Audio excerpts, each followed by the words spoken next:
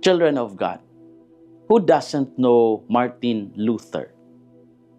He was a German monk and theologian who lived during a time of deep questioning within the church. He struggled with a personal fear of salvation, wondering how a person could truly be justified before God. As he studied Scripture, he emphasized the idea of justification by faith alone. This led him to question certain practices of the church, especially indulgences. He questioned sale of indulgences because he believed that promoted a false sense of security. He viewed them as a theological error that undermined divine grace and a corrupt financial abuse driven by church agents raising funds for building projects rather than spiritual needs. In 1517, he posted his famous 95 Theses, sparking what would become the Protestant Reformation. Luther eventually rejected the authority of the Roman Catholic Church, insisting that Scripture alone was the final authority. His confusion and convictions led to a separation that divided Christianity for centuries. The Catholic Church, however, responded by clarifying its teachings, especially during the Council of Trent. The Church affirmed that salvation is a gift of grace, received through faith, but lived out in love and good works.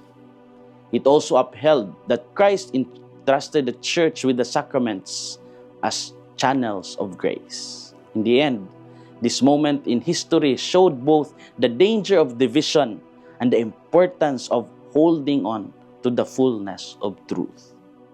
In the Gospel of John, Jesus spoke to his disciples who felt confused and uncertain about what was about to happen. He told them not to let their hearts be troubled and assured them that he was going to prepare a place for them.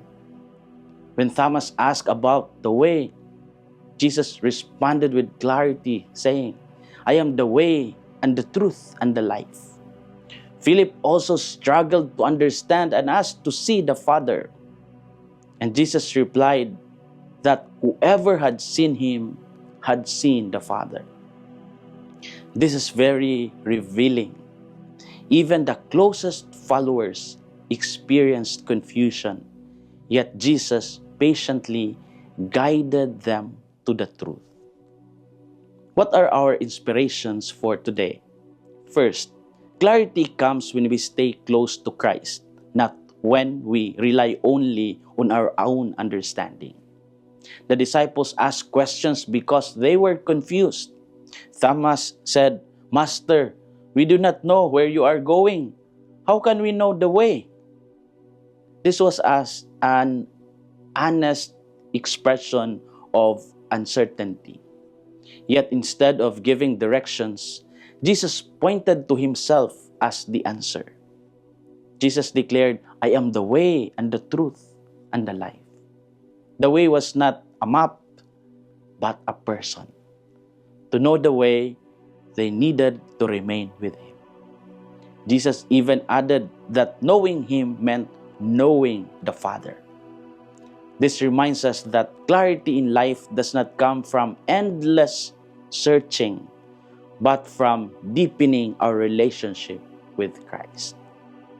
Second, faith becomes alive when we trust even without seeing everything clearly. Philip wanted a clear vision of the Father. He said, "Master, show us the Father, and that will be enough for us." Like many of us, he desired certainty through sight. Seeing is believing, right?